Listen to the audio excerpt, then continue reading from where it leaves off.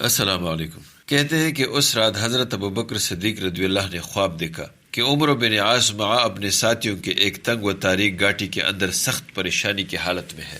انہوں نے ارادہ کیا کہ میں اس سے نکلوں۔ آپ نے گھوڑے کو مہمیز کیا اور آپ کے فوج نے بھی آپ کا اتباع کیا۔ آپ یہاں سے نکلے اور اچانک ایک ایسے سرسبز و شاداب مقام پر پہنچ گئے کہ جو بہت زیادہ وسیع اور تر و تازہ مقام تھا۔ آپ نے یہاں پڑاؤ کیا اور اس جگہ انہیں بہت آرام ملا۔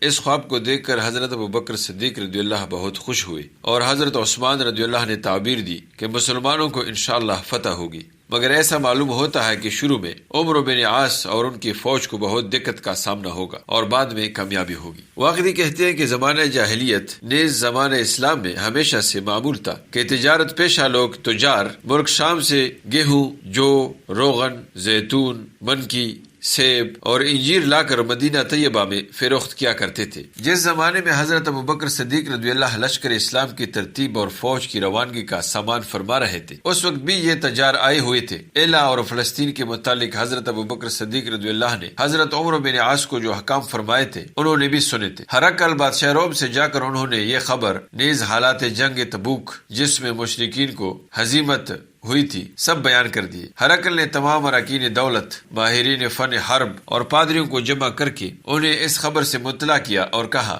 اے بنی اصغر، یہ وہی معاملہ اور قصہ ہے جس کی خبر میں مدت سے تم کو دیا کرتا تھا۔ اس نبی کے اصحاب یقیناً یہ میرا تاج و تخت چھین لیں گے اور وہ وقت بہت قریب ہے جبکہ وہ اس ملک کے مالک ہو جائیں گے۔ تبوک میں جو تمہاری فوج تھی وہ کاٹ ڈالی گئی۔ محمد صلی اللہ علیہ وسلم کے خلیفہ رضی اللہ عنہ نے تمہاری طرف لشکر روانہ کر دیا ہے، ایسے عنقریب پہنچا ہی سمجھو۔ اس وقت مناسب یہی ہے کہ تم خوددار بن جاؤ، اپنے دین اور شریعت، اہل و عیال اور جان و مال کی حفاظت کے واسطے دل کور کر لڑو۔ اگر اس وقت تم سستی کر گئے تو یاد رکھو کہ عرب قوم تمہارے ملک کی مالک اور مال پر قابض ہو جائے گی۔ دوستو، بقیہ حصہ اگلی قسط میں انشاءاللہ۔